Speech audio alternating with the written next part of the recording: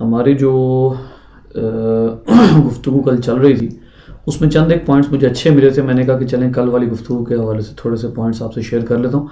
सबसे पहली चीज़ तो ये है कि इसमें आप देखिए कि ये एक अदद सेल है, ठीक है, फ़र्ज़ कर लें ये एक अदद सेल है।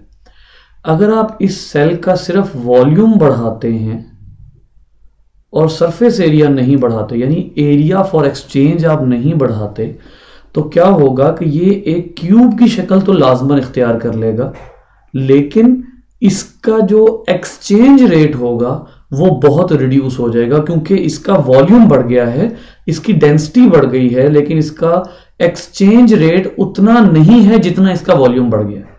जबकि उसका ऑपोजिट क्या है? उसका ऑपोजिट ये है कि आप एक चीज को साइज में बढ़ाएं, लेकिन उसको साइज में आप इस तरह से बढ़ाएं कि उसको डिफरेंट कंपार्टमेंट्स में चेंज कर दें। अगर आप एक चीज को जितने कंपार्टमेंट्स में चेंज करेंगे उतना ही उसका वॉल्यूम उतना ही रह रहा है, उसका वॉल्यूम उतना ही रह रहा है, लेकिन उसका एरिया अवेलेबल फॉर एक्सचेंज बढ़ रहा है। अब आप इन दोनों डायग्राम्स को कंपेयर करें जरा, ये वाली डायग्राम और ये वाली डायग्राम, इन दोनों को कंपेयर करें, आपको ये बात वाज़ेह तौर पर फील हो जाएगी कि जो एक्सचेंजेबल एरिया है, वो एरिया के जहां से एक्सचेंज पॉसिबल है, वो एरिया किसका ज्यादा है। ऑब्वियसली ये जो लास्ट डायग्राम है, इसका एक्सचेंजेबल एरिया जहां से एक्सचेंज हो सकता है मटेरियल का, वो ज्यादा है, ठीक है। क्या बात वाज़ेह हो रही है कि वॉल्यूम का बढ़ना मैटर नहीं करता, खास तौर पर किसी लिविंग ऑर्गेनिज्म में। ये बात बाकी ऑब्जेक्ट्स की नहीं हो रही, बाकी ऑब्जेक्ट्स को आप छोड़ दें, बात लिविंग ऑर्गेनिज्म की हो रही है। लिविंग ऑर्गेनिज्म का वॉल्यूम इंक्रीज होना उतना मैटर नहीं करता जितना उसका सरफेस एरिया इंक्रीज होना पड़ता है, जैसे करता है। जैसे ये देखिए टोटल वॉल्यूम, इसमें आपने टोटल वॉल्यूम 1 से 125 तक बढ़ाया, तो इसका सरफेस एरिया देखें कितना कम इंक्रीज हुआ, बहुत कम इंक्रीज हुआ। लेकिन अब आप आगे मूव करते हैं, आप वॉल्यूम उतना ही रखें लेकिन उसका सरफेस एरिया इंक्रीज कर दें, तो आप देखिए कि इस डायग्राम में सरफेस एरिया 750 सेंटीमीटर क्यूब है, यानी बहुत ज्यादा इंक्रीज हो गया है। यही वो चीज है जो असल में यूज होती है किसमें, हमारे जो सेल्स हैं उनमें यही चीज यूज होती है कि सेल को स्मॉल रखा जाता है ताकि उसका जो सरफेस एरिया है वो ज्यादा से ज्यादा अवेलेबल हो एक्सचेंज के लिए। क्योंकि आपको ये बात बहुत अच्छे तरीके से पता है कि जो सेल्स होते हैं वो एक्सचेंज पर काम करते हैं, ये सारा कुछ आप लोगों को बहुत अच्छे तरीके से पता है। उसके बाद हमारी गुफ्तगू कल चल रही थी रिगार्डिंग गोल्जी, और हमने गोल्जी के हवाले से काफ़ी कुछ डिस्कस कर लिया था। दैट डजेंट मैटर, अगर आप लोगों को कोई सवाल है तो ज़रूर बताइए, वरना कोई भी मेरा नहीं ख्याल कोई ऐसी एक्स्ट्रा बात है जो गोल्जी के हवाले से हमने सच कोई करनी है, ठीक है। तो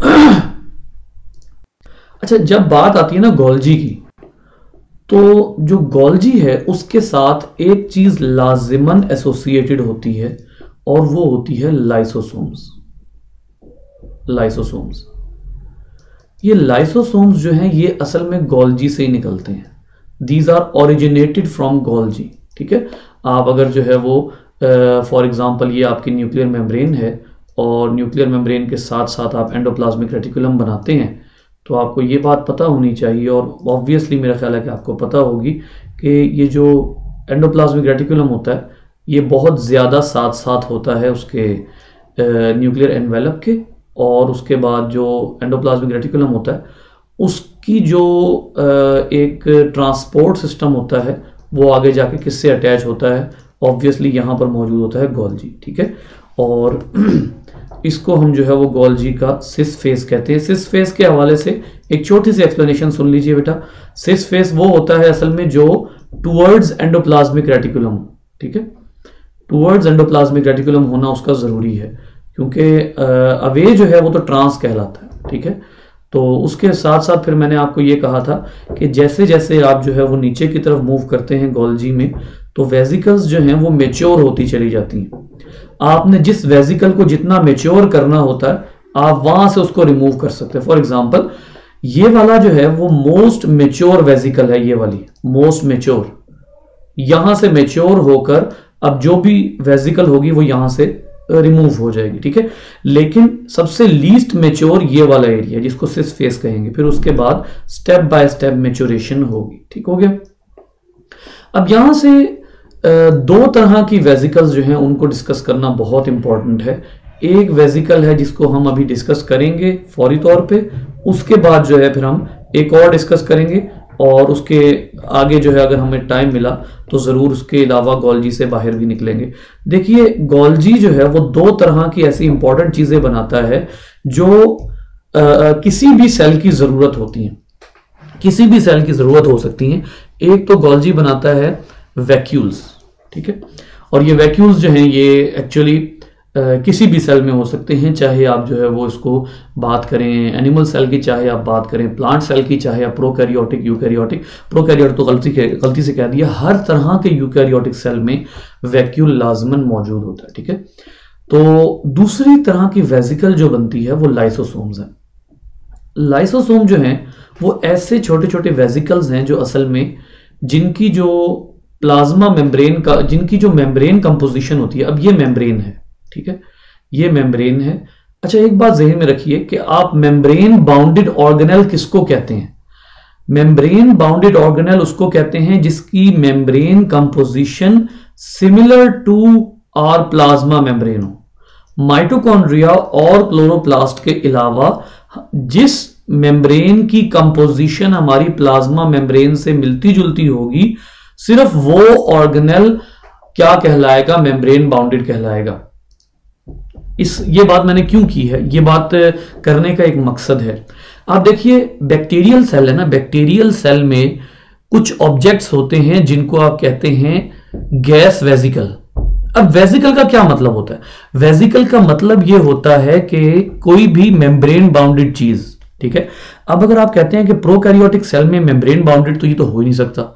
ये तो हमारा कॉन्सेप्ट है कि प्रोकैरियोटिक सेल में मेम्ब्रेन बाउंडेड नहीं हो सकता।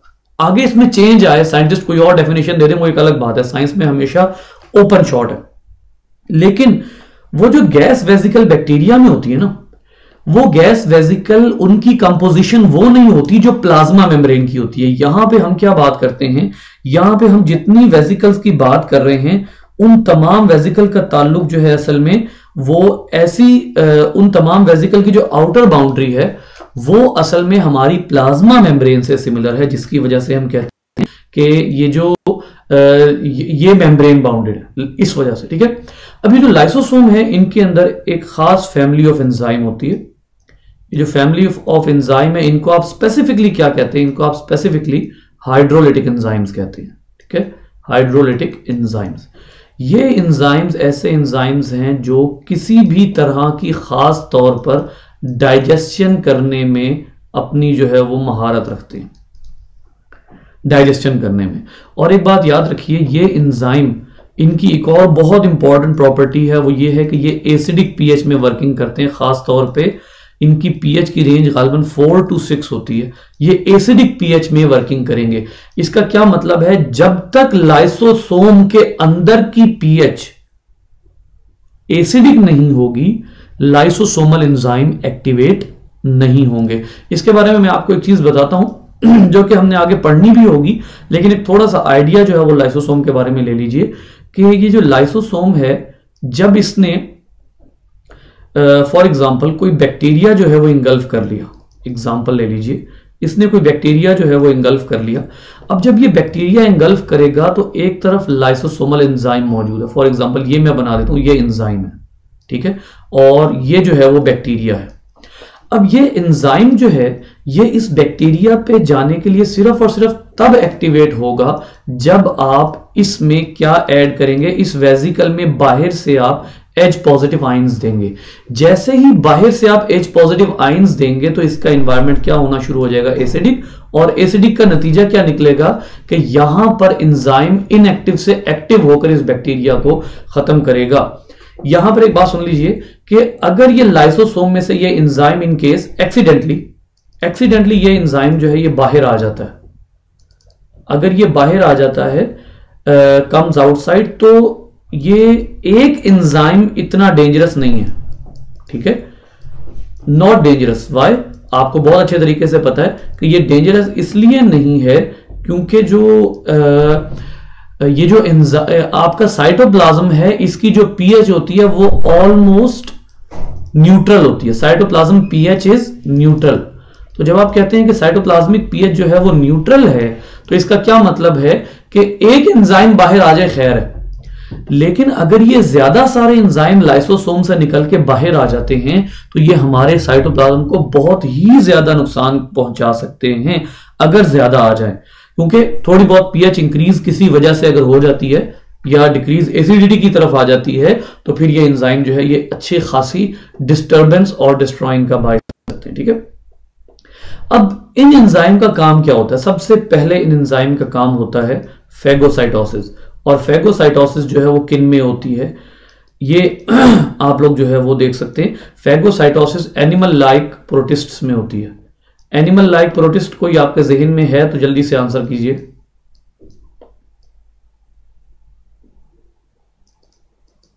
हाँ जी, अमीबा, पैरामीशियम जी, अमीबा और पैरामीशियम खास तौर पर इस तरह का जो है वो फेगोसाइटोसिस करते हैं। उसके अलावा ये फेगोसाइटोसिस जो है ये हमारे मैक्रोफेजेस में होती है। हमारे मैक्रोफेजेस वो जो है वो सेल्स हैं जिनको आप वाइट ब्लड सेल्स कहते हैं, और आमतौर पे वाइट ब्लड सेल्स की जो टाइप है मोनोसाइट्स वो मैक्रोफेजेस कहलाते हैं। ठीक है, तो मैक्रोफेजेस में ये जो है वो मौजूद होता है। उसके अलावा अगर आप इसके बारे में देखना चाहें तो आपको पता लगता है कि ये जो हमारे फूड अगर हमारे सेल में आता है वो उसमें भी जो है वो फेगोसाइटोसिस फूड के लिए भी की जाती है। ये देखिए ह्यूमन सेल में भी फेगोसाइटोसिस होती है, मैक्रोफेजेस की बात की हुई है उसने। और हाँ जी, digestion including simple sugar, amino acid and other monomers pass into the cytosol and become nutrient for the cell. ठीक है, अगर कोई बड़ी चीज आती है तो हम इसके जरिए उसको ब्रेक करते हैं। यहां पर एक और इंपॉर्टेंट बात बताता चलूं कि जो लाइसोसोम होता है उसका एक और काम क्या होता है जिसको आप पर्टिकुलरली क्या कहते हैं, intracellular digestion. Intracellular digestion, intracellular digestion वो डाइजेशन है जो आपकी बॉडी में सेल्स के अंदर होती है। कहीं सेल्स से बाहर भी होती है डाइजेशन? यस सर जी, जिस तरह कैविटीज मतलब के स्टमक है और और ये जो है इंटेस्टाइन। जी जी बिल्कुल बिल्कुल, ये असल में हमारी सारी की सारी जो डाइजेशन होती है वो होती ही एक्स्ट्रा सेलुलर है। इंट्रासेलुलर तो बड़ा कम मौका आता है लेकिन कम मौका आता है कि जो हम जो है वो कहते हैं कि ये जो डाइजेशन है वो इंट्रासेलुलर है।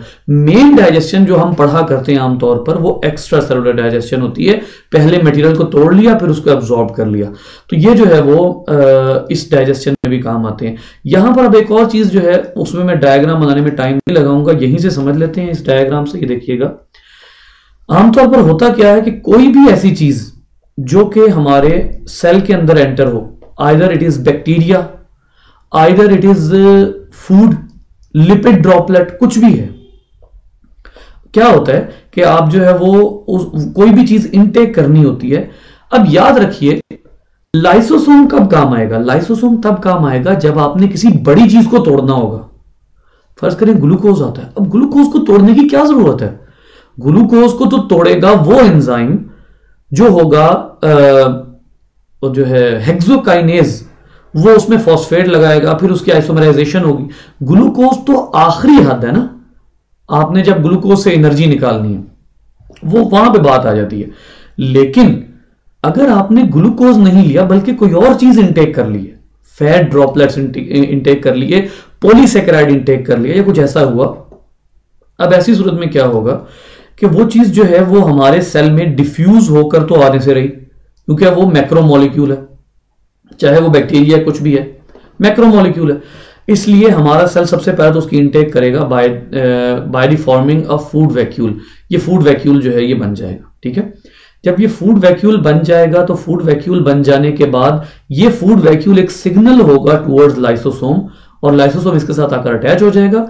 अब जैसे ही लाइसोसोम अटैच होगा उसके साथ ही H पॉजिटिव एंजाइम्स अंदर H पॉजिटिव आयंस जो है वो अंदर की तरफ आना शुरू कर देंगे, जो कि इसकी पीएच को सूटेबल बनाना शुरू कर देंगे, और यहां पर शुरू हो जाएगी डाइजेशन।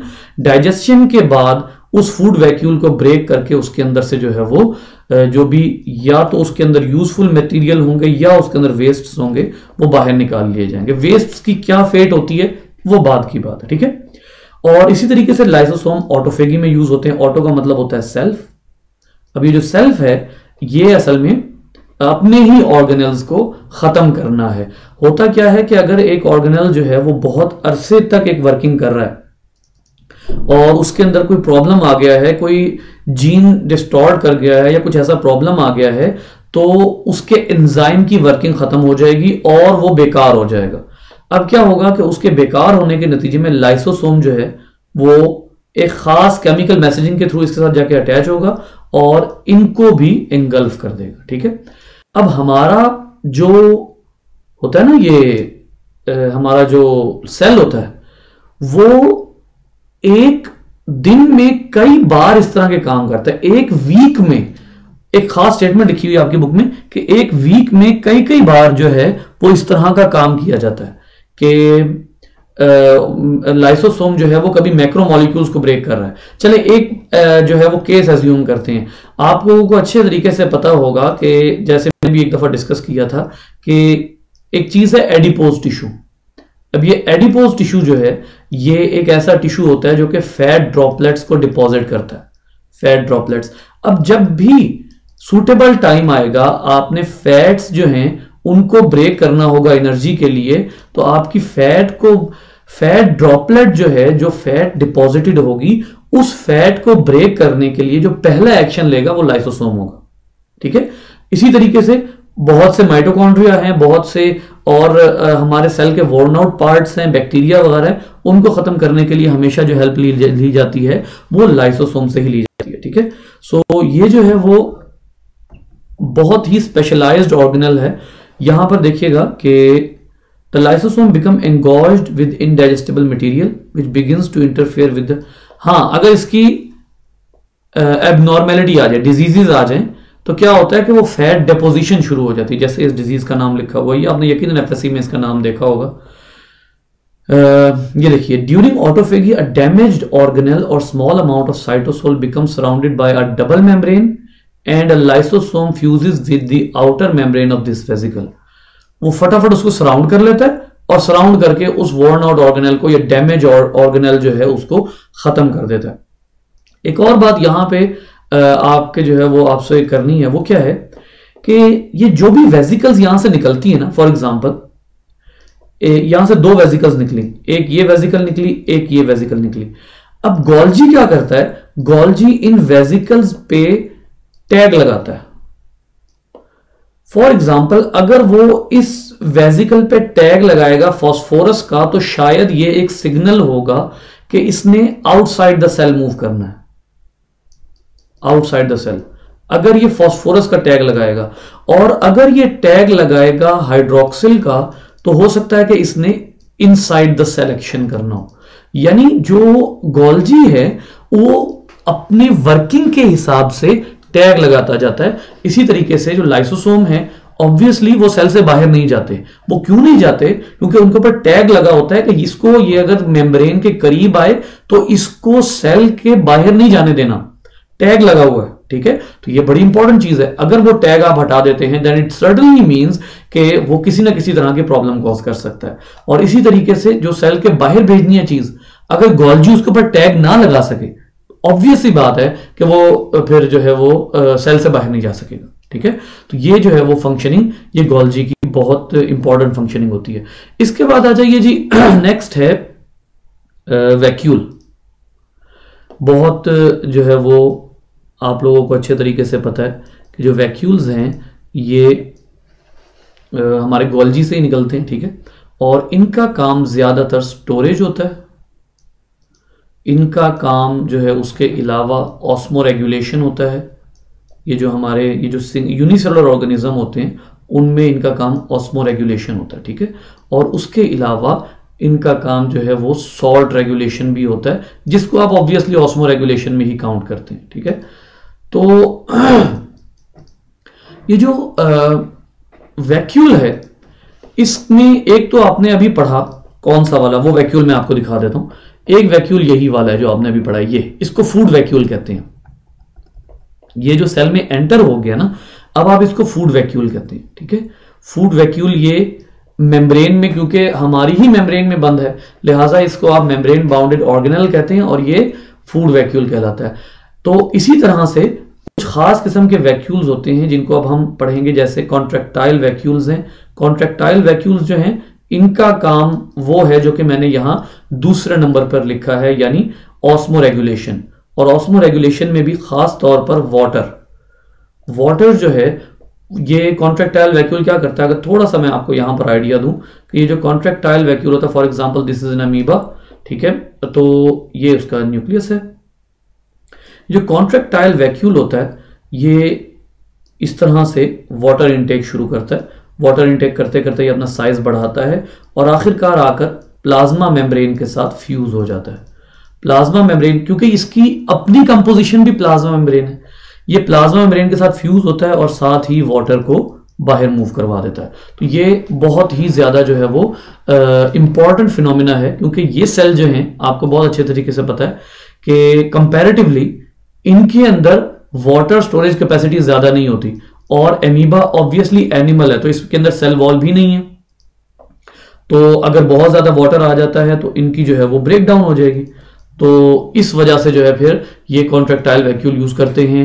जो पैरामीशियम है वो कॉन्ट्रैक्टाइल वैक्यूल वगैरह यूज करते हैं। बेटा 1 मिनट रुकिएगा। हेलो, 7 बजे, 7 बजे, ठीक है। नहीं, मैं क्लास ले रहा हूँ, 7 बजे खत्म होगी।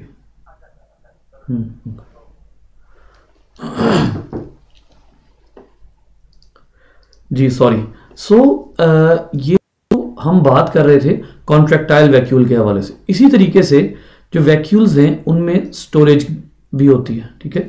जैसे जो वैक्यूल्स हैं उनके हवाले से अभी मैंने आपको लिपिड ड्रॉपलेट्स की बात की, ये जो स्टोरेज होती है ये भी वैक्यूल में होती है। छोटे छोटे लिपिड के ड्रॉपलेट्स की तरह से वो अपीयर होते हैं। इसी तरीके से अगर आप प्लांट्स की बात करते हैं तो प्लांट्स में खास तौर पर जो स्टार्च होता है उसकी स्टोरेज के लिए यूज किया जाता है। ये जो वैक्यूल्स हैं उनको भी यूज किया जाता है, ल्यूकोप्लास्ट है उनको भी यूज किया जाता है। बिल्कुल ऐसे ही प्लांट्स जो है वो अपने वैक्यूल, खास तौर पर अगर आप प्लांट की बात करते हैं तो प्लांट तो अपना वैक्यूल जो है उसमें वाटर को बहुत ज्यादा यूज करता है और सॉल्ट्स को बहुत ज्यादा यूज करता है स्टोरेज के लिए।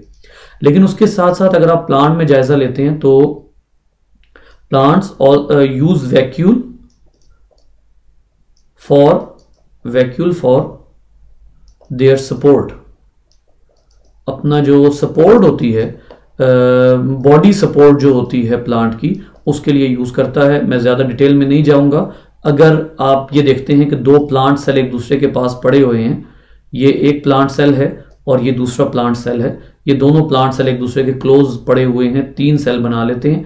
इनके अंदर अगर वाटर नहीं है तो इनके दरमियान की स्पेसिस की वजह से प्लांट बॉडी जो है वो क्या हो जाएगी, हम टर्मिनोलॉजी यूज करते हैं, प्लांट बॉडी हो जाएगी फ्लेक्सिड। लेकिन जब एक दफा आप इनमें वाटर भर लेंगे, प्लांट जो है वो वाटर इनटेक कर लेगा, तो ये सारे सेल जो हैं इनकी ये स्पेस कम होना शुरू हो जाएगी। ये सारे सेल एक दूसरे से टकराना शुरू हो जाएंगे, और जब ये टकराना शुरू हो जाएंगे then these will be causing the turgidity, यानी प्लांट जो है वो अपना एक पोस्चर मेंटेन कर लेगा जब ये अपने अंदर एक खास अंदाज से जो है वो वाटर की डिपोजिशन कर लेंगे, वाटर स्टोर कर लेंगे। तो ये जो है वो एक और पर्पस है जो प्लांट्स अपने वैक्यूल इस पर्पस के लिए यूज करते हैं। कॉन्ट्रैक्टाइल वैक्यूल हो गया। Certain vacuoles carry out enzymatic hydrolysis, lysosome, fungi जो है वो भी ये काम करते हैं। प्लांट्स में भी हाइड्रोलिसिस होती है, ठीक है। और सेंट्रल वैक्यूल ये मैंने आपको बता दिया किस पर्पस के लिए यूज होता है।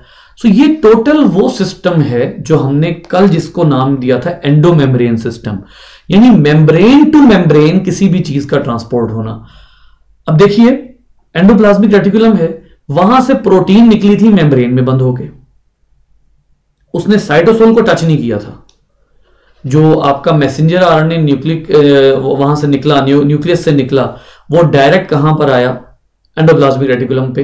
एंडोप्लाज्मिक रेटिकुलम पे राइबोसोम ने उसको ट्रांसलेट किया, राइबोसोम ने वो प्रोटीन एंडोप्लाज्मिक रेटिकुलम के अंदर भेज दी, एंडोप्लाज्मिक रेटिकुलम ने उसको पैक किया और अपने में से बाहर निकाल दिया। अब वो साइटोप्लाज्म को टच नहीं हुआ बल्कि मेम्ब्रेन के अंदर बंद है, जाके वो सिस फेस पे फ्यूज हो जाएगा।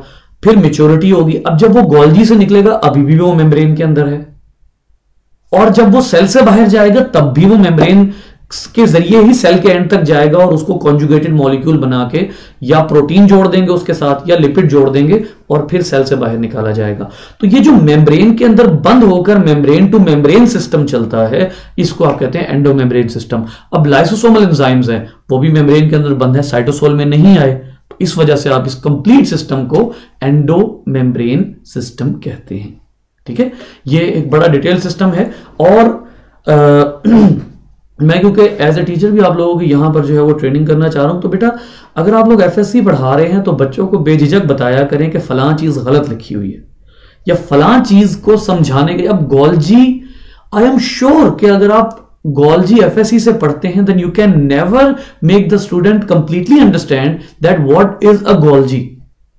ठीक है, तो इस हवाले से अगर आपको कहीं आप कुछ पढ़ते हैं या आप लेक्चर में कुछ सुनते हैं तो लाजमन थोड़ा बहुत एडिशन कर दिया करें कि बेटा देखो अगर ये 4 गोल्जी की स्टेक्स हैं तो ये सबसे कम मेच्योर है, ये उससे ज्यादा, ये उससे ज्यादा, जो चीज यहां आ रही है वो यहां से फाइनलाइज होकर बाहर निकल रही है। और आमतौर पर बच्चे को बुक से गर्ज कोई नहीं होती। जब आप बताते हैं ना कि बेटा देखो ये ऐसे होता है, फिर बच्चा उस टॉपिक में इंटरेस्ट लेता है। ठीक है, अब आप लोगों को आइडिया होगा, आप लोग फ्रेश ग्रेजुएट्स हैं, लेकिन बच्चों को कुछ अरसे बाद आप लोगों को बुक्स की हेल्प लेनी पड़ती है कि यार फलां चीज क्या थी। अब बच्चों को जब आप बताएंगे ना तो बाज़ औक़ात होता है कि कुछ आप बताते हैं तो वो जहन में रह जाता है। इसलिए ये जो स्टेप बाय स्टेप मैच्योरेशन है, लाइसोसोमल वर्किंग है, लाइसोसोम एसिडिक एनवायरनमेंट में वर्किंग करते हैं, ये सारा कुछ जो है वो बड़ा इंपॉर्टेंट है। इस लिहाज से आपसे एक सवाल पूछा जा सकता है, सवाल ये पूछा जा सकता है कि बल्कि मैं आप लोगों से पूछ लेता हूं कि why lysosomal enzymes do not break their own membrane.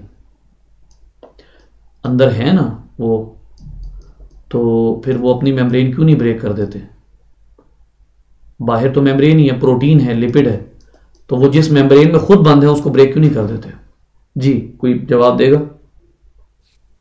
Sir अगर मेम्ब्रेन ब्रेक कर दें तो जो सेल होगा वो खुद डिस्ट्रॉय हो जाएगा ना।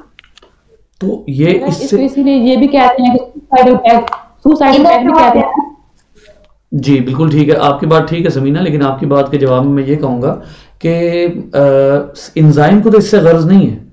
इंजाइम को तो गर्ज ये है कि मेरे सामने जो आएगा मैंने उसको डिस्ट्रॉय कर देना है। सेल इस चीज को कैसे कंट्रोल करता है कि वो अपने आप को ना डिस्ट्रॉय कर सके, इस चीज को सेल कंट्रोल करता है। जी जोहा आप कुछ कह रही थी? सर मैंने कहा कि एंजाइम इनएक्टिव फॉर्म में होते हैं यहाँ पे।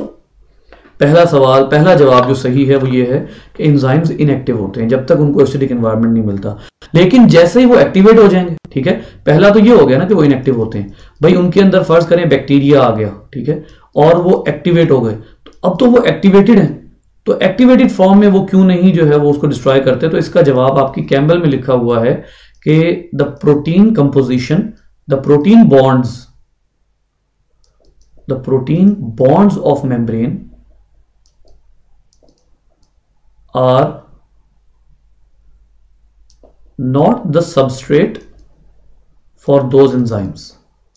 देखिए ये बात तो है ना कि एंजाइम की एक कमजोरी तो हमें पता है, और वो कमजोरी क्या है? वो कमजोरी ये है कि एंजाइम जब तक अपने स्पेसिफिक सबस्ट्रेट पे अटैक नहीं करेगा जो उसके लिए सूटेबल हो, तो फिर इसका क्या मतलब होगा कि एंजाइम चाहे आप 50 भी अपने इर्द गिर्द रख लें, अपने इर्द गिर्द 50 एंजाइम्स भी रख लें, जब आपके पास उसके अकॉर्डिंगली बॉन्ड ही नहीं है, आपके पास उसके अकॉर्डिंगली स्ट्रक्चर ही नहीं है, तो फिर आप उसका जो है वो उस एंजाइम का कोई यूज नहीं होगा। जैसे अमाइलोज है, मैंने उस दिन आपको कहा था वो अमाइलेज है, वो उसको आगे ब्रेक कर देता है। अब अमाइलेज से आप कोशिश करेंगे सेलुलोज ब्रेक हो जाएगा, सेलुलोज तो सेलुलेज के बगैर ब्रेक नहीं हो सकता। तो क्या मतलब हुआ कि जो सेलुलेज है या इस तरह के जितने भी एंजाइम्स हैं, उनको अगर आप ऐसी विसिनिटी में रखते हैं कि वो उसके सबस्ट्रेट ही ना हो, तो फिर वो उनके ऊपर एक्ट नहीं कर सकता। ठीक है, ये दो आंसर्स हैं। पहला कि जब वो इनएक्टिव फॉर्म में है फिर तो वो कुछ नहीं कर सकते, लेकिन जब वो एक्टिवेट हो जाएंगे तब भी उनका जो सबस्ट्रेट है वो नहीं है। अच्छा, इसका एक और आंसर मैं आपको देता हूं, बहुत आउट क्लास आंसर है, और ये मुझे मेरे एक स्टूडेंट ने बताया था, और अगर वो मुझे ना बता तो शायद अभी तक मुझे ना पता होता। वो आंसर ये है बेटा कि ये लाइसोसोम है। लाइसोसोम का ये जो इन्वायरमेंट है ना, फॉर एग्जाम्पल सब ये जो अंदर का इन्वायरमेंट है इसकी पीएच है 2.0, बाहर जाते जाते ये पीएच अनसूटेबल होती जाएगी। बाहर जाते जाते यानी आप यूं कह लीजिए कि मेम्ब्रेन के करीब आकर ये जो पीएच है ये क्या हो जाएगी, मेम्ब्रेन के करीब आकर ये पीएच फॉर एग्जांपल 6.0 हो जाती है। अब मैक्सिमम एक्शन कहां पर होगा, 2.0 पे। एज्यूम कर लें कि मैक्सिमम एक्शन होता है 2.0 पे।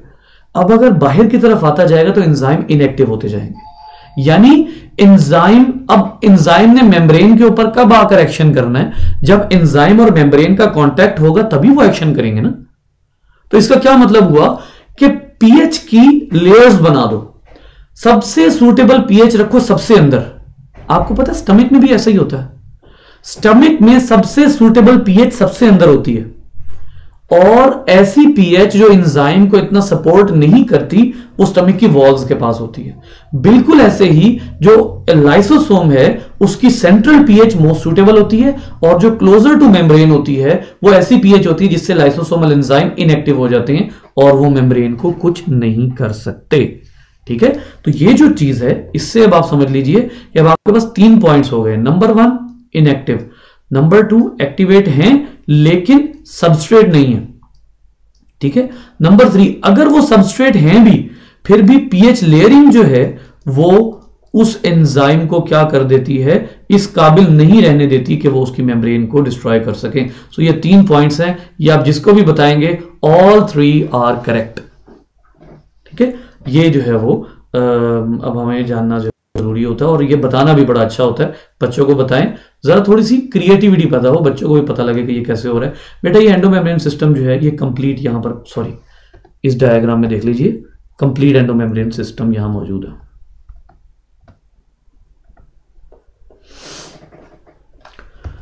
जी अच्छा जी, उसके बाद 2 ऐसे ऑर्गेनल्स आते हैं कि जिनके बारे में आप बहुत अच्छे तरीके से जानते हैं, लेकिन इन ऑर्गेनल्स को सबसे पहले तो आप एक जो है वो और एंगल से पढ़ेंगे, क्लोरोप्लास्ट्स एंड माइटोकॉन्ड्रिया।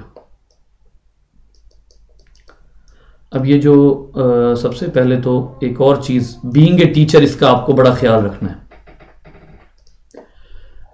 जी बेटा, एक मेरे ज़हन में वर्ड आ रहा था माइटोकॉन्ड्रिया। चलिए पहले बैक्टीरिया की बात करते हैं। बैक्टीरियाज और बैक्टीरिया, इनमें से कौन सा वर्ड ठीक है? बैक्टीरिया, तो सिंगल बैक्टीरियम। जी, इस बात का बड़ा ख्याल रखना होता है। हम कहते हैं माइटोकॉन्ड्रिया होता है। पर्टिकुलरली बीइंग ए टीचर अपने आप को इस तरह से करें कि वो आप माइटोकॉन्ड्रियन होता है और माइटोकॉन्ड्रिया होते हैं। ठीक है, माइटोकॉन्ड्रिया आर, माइटोकॉन्ड्रियन इज, ये इंग्लिश में लिखने में भी ख्याल करना होता है। ठीक है, अब आप यहां पर 2 वर्ड देख रहे हैं। एक वर्ड है जी क्लोरोप्लास्ट, इसके आगे तो एस लगेगा लेकिन माइटोकॉन्ड्रियाज नहीं लिखेंगे आप। इसकी बहुत सी प्लूरल फॉर्म्स है जिनका हमें ख्याल रखना होता है। ठीक है, सो इन दोनों ऑर्गेनल्स को एक स्पेसिफिक नाम दिया जाता है। इनको हम कहते हैं organelles of endosymbiont origin, endosymbiotic origin. ले जी, अब आपका इम्तिहान है, शुरू हो जाए। एंडोसिम्बायोटिक ओरिजिन का क्या मतलब है?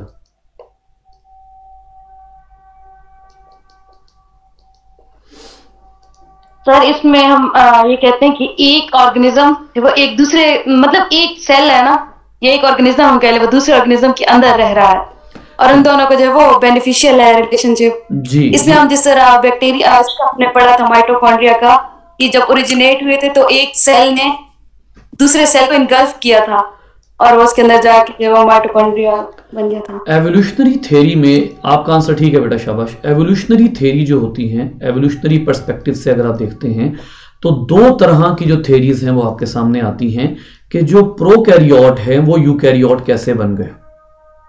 ठीक है, तो प्रोकैरियोट्स और यूकैरियोट्स में जो ट्रांजिशन है उसमें 2 तरह के बहुत जाने मानी थेरीज हैं, अब वो हाइपोथेसिस नहीं रहे, वो मानी जाती हैं। एक है मेम्ब्रेन इन्वेजिनेशन। मेम्ब्रेन इन्वेजिनेशन जो है वो उन ऑर्गेनेल्स की हुई जिनके गिर्द जो है वो सिंगल मेम्ब्रेन है, और दूसरा जो है वो है एंडोसिम्बायोट। ठीक है। अब मेम्ब्रेन इन्वेजिनेशन जो है वो किसी भी ऑर्गेनिज्म को यूकैरियोट बनाने के लिए काफी थी। मैं मेम्ब्रेन इन्वेजिनेशन को यहां पर एक्सप्लेन नहीं कर रहा, सिर्फ आपको यह बता रहा हूं कि मेम्ब्रेन इन्वेजिनेशन से प्रोकैरियोट क्या बन गए, यूकैरियोट बन गए। लेकिन अब ये एंडोसिम्बायोसिस क्या है? एंडोसिम्बायोसिस ये है कि वन यूकैरियोट, अब वो यूकैरियोट बन चुका है, ठीक है। यूकैरियोट कब बना है? जब मेम्ब्रेन इन्वेजिनेशन हो गई है। मेम्ब्रेन इन्वेजिनेशन, चलें आप लोग पजल रहेंगे, मैं आपको थोड़ा सा बता देता हूं। फॉर एग्जांपल ये एक ऑर्गेनिज्म है, इस ऑर्गेनिज्म के अंदर डिफरेंट कंपार्टमेंट्स हैं जो वर्किंग कर रहे हैं, ठीक है। ये कंपार्टमेंट्स हैं। ये ऑर्गेनिज्म क्या करे, अपनी मेम्ब्रेन को थोड़ा थोड़ा तोड़ के इन सब जो कंपार्टमेंट्स जो अपना अपना काम कर रहे हैं, इनको मेम्ब्रेन के जरिए एक दूसरे से सेपरेट कर दे। फॉर एग्जांपल ये अपना साइज बड़ा करे और यहां से एक वेजिकल भेजे जो इस कंपार्टमेंट को बाकियों से अलग कर दे, एक और वेजिकल भेजे जो इस कंपार्टमेंट को बाकियों से अलग कर दे, एक और भेजे जो इस कंपार्टमेंट को बाकियों से अलग कर दे। ये जो फिनोमिना है जिसमें एक मेम्ब्रेन अपने ही अंदर इन्वेजिनेट होकर अपने कंपार्टमेंट्स को मेम्ब्रेन के जरिए एक दूसरे से सेपरेट कर रही है, इसको आप कहते हैं मेम्ब्रेन इन्वेजिनेशन हाइपोथेसिस, ठीक है। इसकी दलील क्या है वो अभी हमारा कंसर्न नहीं है, वो इंशाल्लाह 25वें चैप्टर में डिस्कस करेंगे जब एवोल्यूशन डिस्कस कर रहे होंगे, ठीक है। अब मेम्ब्रेन इन्वेजिनेशन की वजह से ये जो पहले प्रोकैरियोट था अब ये बन चुका है यूकैरियोट, ठीक है। अब आगे इसकी बात आ रही है। बात क्या आ रही है कि one eukaryote engulfed a prokaryote having the ability to respire. उसने एक ऐसे प्रोकैरियोट को एंगल्फ कर लिया जिसके अंदर यह एबिलिटी थी कि वो रेस्पायर कर सकता था। रेस्पायर का क्या मतलब है कि वो मॉलिक्यूल्स को ब्रेक करके उसमें से एनर्जी निकाल सकता था। उसने एक ऐसे उसको एंगल्फ कर लिया, ठीक है। अब इस एंगल्फिंग को किस तरह से देखा जाता है कि वो ऑर्गेनिज्म था छोटे साइज का, वो ऑर्गेनिज्म छोटे साइज का था और उसके अंदर जो है वो स्पेशल मेम्ब्रेन की एक्सटेंशंस थी, ठीक है। उसने क्या किया, वो ऑर्गेनिज्म जो है वो इस बड़े यूकैरियोट में, इसी को एज्यूम कर लें, इसमें जो है वो एंटर हुआ और इसी का होकर रह गया। मतलब ये कि वो कहते हैं ना लव एट फर्स्ट साइट, वो छोड़े, लेकिन एक दफा उसमें एंटर हुआ और उसी का होकर रह गया, ठीक है। अब क्या होगा, अब होगा ये कि जब ये माइटोकॉन्ड्रिया जो हैं वो एक दफा इसके अंदर आए, या ये वाले जो प्रोकैरियोट्स हैं ये इसके अंदर आए, तो उसके बाद ये इसी का हिस्सा होकर रह गए हैं। अब ये right from the origin of eukaryotes, right from the origin till modern time, ये वाला जो माइटोकॉन्ड्रिया है ये हमारे ही सेल्स का हिस्सा होकर रह गया है, ठीक है। अब ये इसको एज्यूम किया जाता है कि ये किसी जमाने में एक अलग प्रोकैरियोटिक ऑर्गेनिज्म था। ये अलग क्यों था, इसका सबूत हमें कहां से मिलता है, जरा गौर कीजिएगा। सबसे पहले इसका अलग होने का सबूत हमें यहां से मिलता है कि इसके अंदर जो मेम्ब्रेन का स्ट्रक्चर है और इसकी जो अपनी मेम्ब्रेन है वो एक्चुअली हमसे डिफरेंट है, डिफरेंट फ्रॉम आवर मेम्ब्रेन, ठीक है। हमारी अपनी मेम्ब्रेन से डिफरेंट है, सबसे पहली बात। दूसरा, इसका हमें सबूत क्या मिलता है, इसका सबूत हमें यह मिलता है बेटा कि इसके पास अपना डीएनए है और वो डीएनए सर्कुलर है। याद रखिए माइटोकॉन्ड्रिया का डीएनए अगर सर्कुलर होता है तो ये बात याद रखिएगा कि जो सर्कुलर डीएनए है वो कौन से ऑर्गेनिज्म पोजेस करते हैं। सर्कुलर डीएनए जी किन में होता है, कुछ किसी को अंदाजा है? सर बैक्टीरिया में होता है। बैक्टीरिया, फंजाई, इनमें लाजमन होता है और कुछ वायरसेस में भी देखा जाता है, ठीक है। फंजाई में भी होता है, कुछ फंजाई में, बैक्टीरिया में नेसेसरीली होता है। तो एक तो इसमें सर्कुलर डीएनए होता है, इस वजह से हम ये कहते हैं कि ये प्रोकैरियोट था किसी जमाने में। उसके अलावा इसके पास अपना आरएनए होता है, इसके पास अपने राइबोसोम होते हैं, ठीक है। और एक और बात, इसका जेनेटिक कोड हमारे जेनेटिक कोड से डिफरेंट है। Genetic code is separate from our DNA. ये आप लोगों को जो है वो शायद बात ना याद रही हो, ये आपकी एफएससी में मेंशन है कि हमारा जो जेनेटिक कोड है वो उनसे डिफरेंट है, ठीक है, जो न्यूक्लियस का जेनेटिक कोड है। तो इसका क्या मतलब हुआ कि इनमें थोड़ी सी सेपरेशन है। ये असल में हमारा पार्ट नहीं था, हमारा वर्किंग पार्ट ये नहीं था, लेकिन ये एंडोसिम्बायोसिस की वजह से हमारे सेल का पार्ट बना है, ठीक है। सो अपने एंजाइम्स, ये सारा कुछ।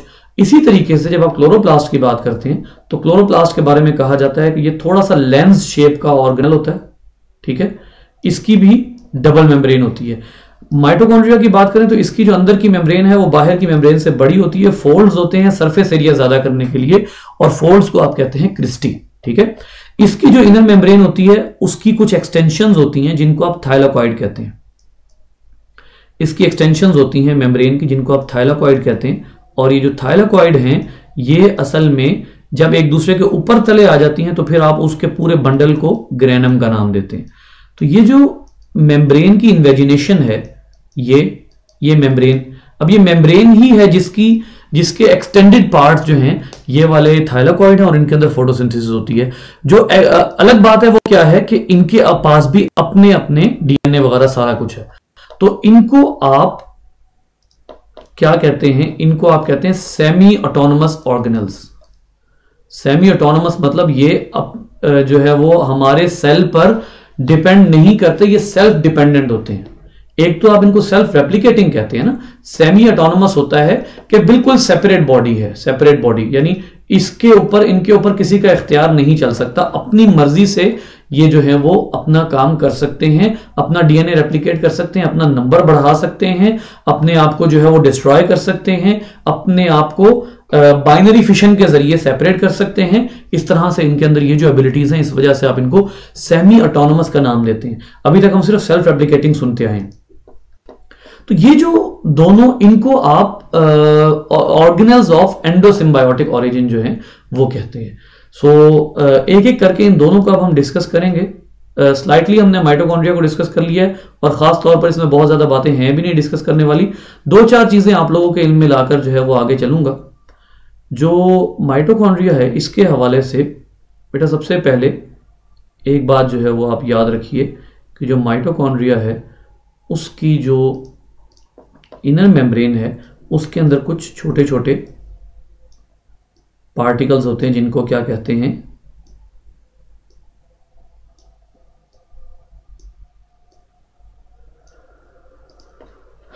छोटे छोटे पार्टिकल्स को क्या कहते हैं? इनको हम कहते हैं F1। इनको आप F1 पार्टिकल्स कहते हैं, ठीक है। लेकिन अगर आप गूगल पे जाए ना, वैसे हो सकता है अब उसका रिजल्ट आ गया हो। एक खास टाइम पहले जब मैंने गूगल पे जाके लिखा व्हाट आर F1 पार्टिकल्स, तो मुझे गूगल F1 पार्टिकल्स के बारे में नहीं बता रहा था। गूगल मुझे कह रहा था कि ये F1 पार्टिकल्स जो हैं ये उनको वो ट्रांसलेट कर रहा था बार बार एटीपी सिंथेज में, ठीक है। ये जो एटीपी सिंथेज है ये एक ऐसा एंजाइम है जिसके बारे में हम कहते हैं कि ये इंट्रिंसिक एंजाइम है। इंट्रिंसिक एंजाइम वो होते हैं जो किसमें धंसे हुए हों, जो मेम्ब्रेन में धंसे हुए हों, ठीक है, मेम्ब्रेन के अंदर धंसे हुए हों। ये इंट्रिंसिक एंजाइम है एटीपी सिंथेज। और असल में जो हमारा माइटोकॉन्ड्रिया एटीपी बनाता है वो इनके जरिए बनाता है। Then why F1 particle? भाई अगर ये एटीपी सिंथेज था तो इसको एटीपी सिंथेज कहना चाहिए था ना, तो इसको F1 पार्टिकल क्यों कहा फिर? जी, किसी को पता है रीजन?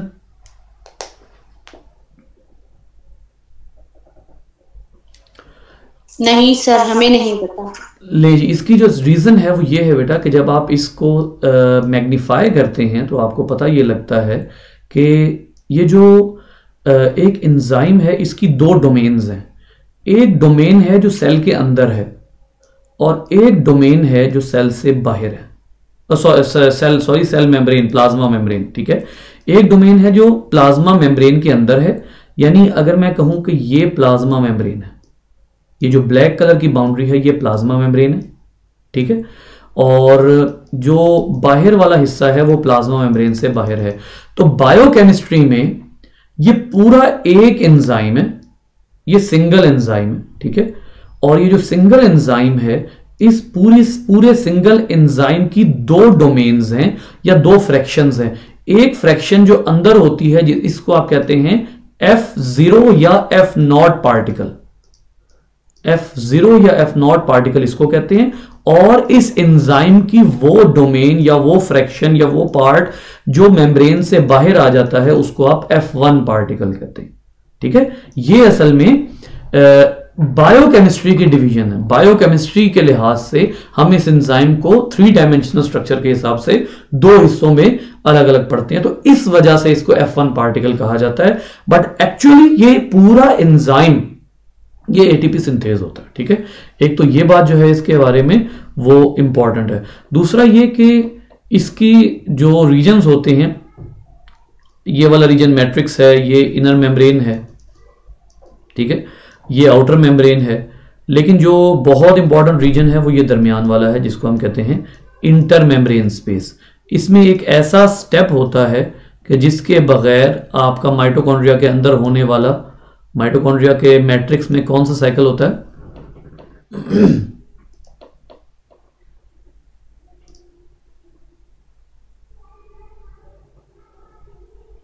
माइटोकॉन्ड्रिया के मैट्रिक्स में क्रेब्स साइकिल होता है, टीसीए साइकिल होता है जी, टीसीए साइकिल, क्रेब्स साइकिल, या उसको आप सिट्रिक एसिड साइकिल भी कहते हैं, वो होता है, ठीक है। अब ये जो यहां से होता कुछ यूं है कि यहां पर बनता है एसिटाइल कोएंजाइम ए। जब तक वो नहीं बनेगा तब तक TCA cycle, citric acid cycle या क्रेब्स साइकिल स्टार्ट नहीं होगा। तो एक तो यहां ये बड़ा इंपॉर्टेंट स्टेप होता है। दूसरा एक और बात जानने की जरूरत है कि जो इनर मेम्ब्रेन होती है it is impermeable to NADH।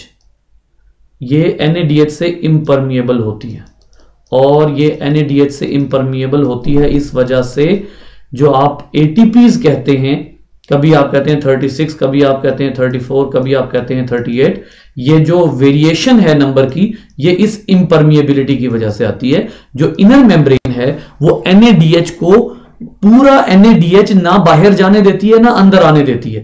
तो ये जो इम्परमिएबिलिटी है इसकी वजह से ATP नंबर में वेरिएशन आती है। यहां एक और बात आपको बताता हूं कि असल में जो ATP का नंबर है वो है 30, 32 या 34, और वो इस वजह से आता है। ये जो है ये कैलकुलेशन ये रिजेक्टेड है, गलत है, ठीक है। सो ये जो फर्क है ये इस वजह से आ रहा है। अच्छा जी, उसके बाद जो है वो nothing else to be discussed in the mitochondria. यहां पर इसके साइज का लिखा हुआ है। हाँ, इसके हवाले से एक और बात में रखिएगा कि माइटोकॉन्ड्रिया अपनी डिमांड के मुताबिक F1 पार्टिकल तो बढ़ाता ही है, लेकिन अपना नंबर भी बढ़ाता है। आप अगर 2-3 मसल्स कंपेयर करना चाहें तो याद रखिए, अगर कोई मसल ज्यादा रेड है तो उसमें 2 चीजें ज्यादा हैं। एक मायोग्लोबिन, जितने रेड मसल आपकी बॉडी में हैं उनमें मायोग्लोबिन ज्यादा है, and that myoglobin is dangerous for heart. इसी वजह से कहते हैं कि जिनको हार्ट प्रॉब्लम है वो रेड मीट ना खाएं।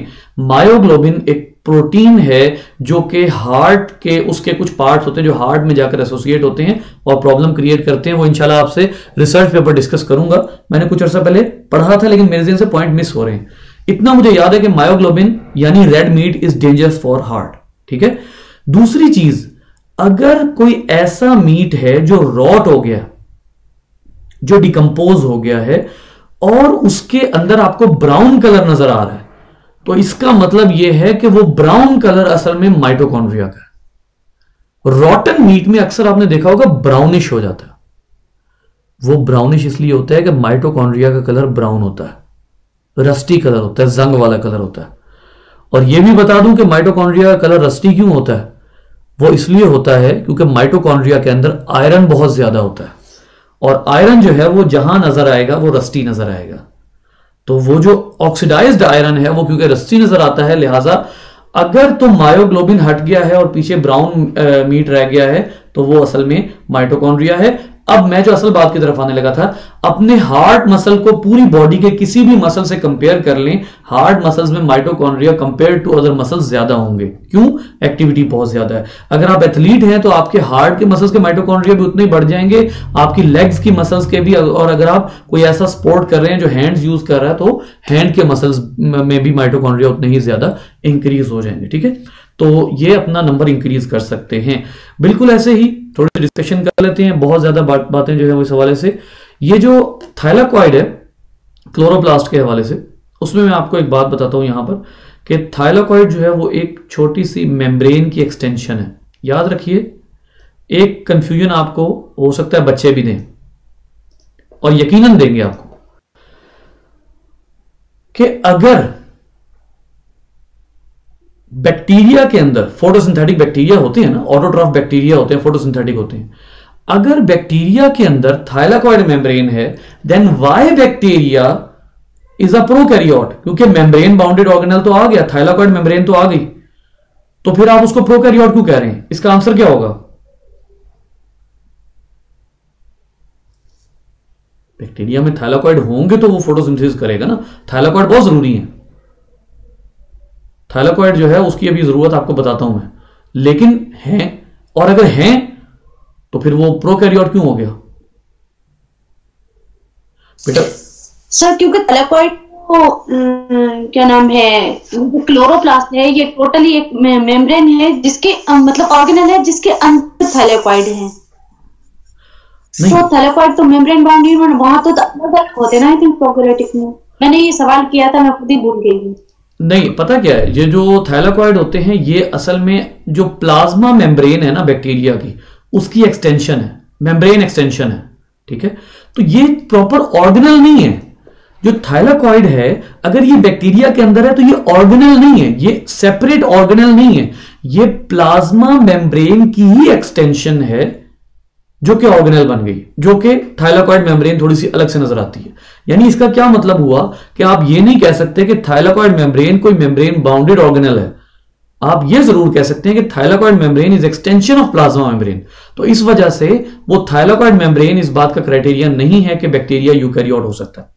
अब थाइलाकॉइड मेम्ब्रेन जरूरी क्यों है बेटा? थाइलाकॉइड मेम्ब्रेन में इसके अंदर एक पूरी एक जो है वो इलेक्ट्रॉन ट्रांसपोर्ट चेन चल रही होती है, यहां पर इलेक्ट्रॉन ट्रांसपोर्ट चेन चलती है। ठीक है, अब ये जो इलेक्ट्रॉन ट्रांसपोर्ट चेन है इसके लिए आपको एक मेम्ब्रेन चाहिए जिसमें कई तरह की प्रोटीन्स एम्बेडेड हो जो कि इलेक्ट्रॉन ट्रांसपोर्ट चेन चला सके। तो ये थाइलाकॉइड मेम्ब्रेन सब में होती है, इसके अंदर जो है वो डिफरेंट तरह के एंजाइम्स होते हैं जो वर्किंग करते हैं। ठीक है, उसके अलावा जो है वो जो आपका क्लोरोप्लास्ट है उसके बारे में पर थोड़ी सी एक बात और लिखी हुई थी, मैं एक मिनट जरा देख लूं इसको। हाँ, ये बात ध्यान में रखिएगा कि अगर आप एक जगह पर फूड चेन की बात करते हैं तो फूड चेन जो स्टार्ट होती है वो कहां से स्टार्ट होती है? फूड चेन स्टार्ट वहां से होती है जहां पर एक ऑर्गेनिज्म रेडिएशन एनर्जी को कन्वर्ट करता है केमिकल एनर्जी में। कैसे? आपको बहुत अच्छे तरीके से पता होगा कि जो रेडिएशन एनर्जी है वो कौन सी एनर्जी है? सनलाइट। ठीक है, जो केमिकल एनर्जी है वो असल में बॉन्ड्स की एनर्जी है, जो ग्लूकोज के बॉन्ड्स हैं उसमें सनलाइट की एनर्जी को ट्रैप कर लिया जाता है। तो ये असल में यही बात लिखी हुई है, कैप्चर द लाइट एनर्जी।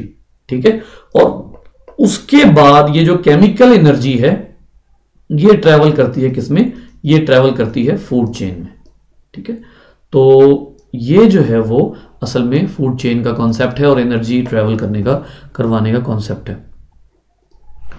यहां पर जो है वो प्लास्टिड्स के हवाले से लिखा हुआ है कि अब ये जो प्लास्टिड होते हैं ये कई तरह के होते हैं। जैसे बहुत से प्लास्टिड ऐसे होते हैं जिनमें जो है वो अदर देन ग्रीन कलर होता है। ठीक है, एक तो आपने क्लोरोप्लास्ट डिस्कस कर लिया ना, क्लोरोप्लास्ट। दूसरा आपको डिस्कस करना होता है क्रोमोप्लास्ट। क्रोमोप्लास्ट असल में ऐसे जो हैं वो प्लास्टिड होते हैं जिनके अंदर ज्यादातर कैरोटिनॉइड स्टोर होते हैं। कैरोटिनॉइड स्टोर होते हैं और कैरोटिनॉइड्स असल में अदर देन ग्रीन कलर के लिए यूज होते हैं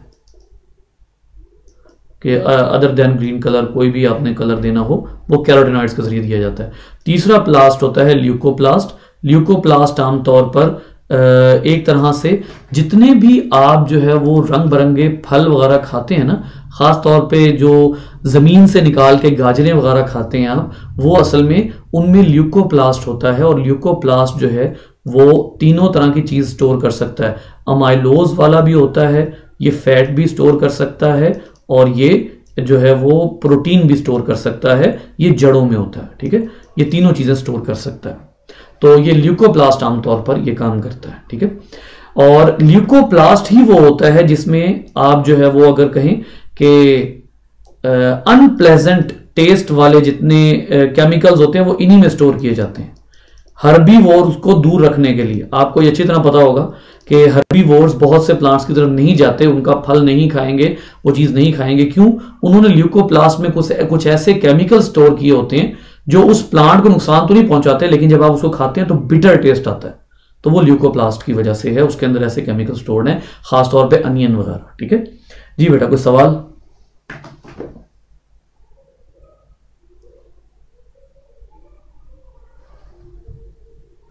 सर जी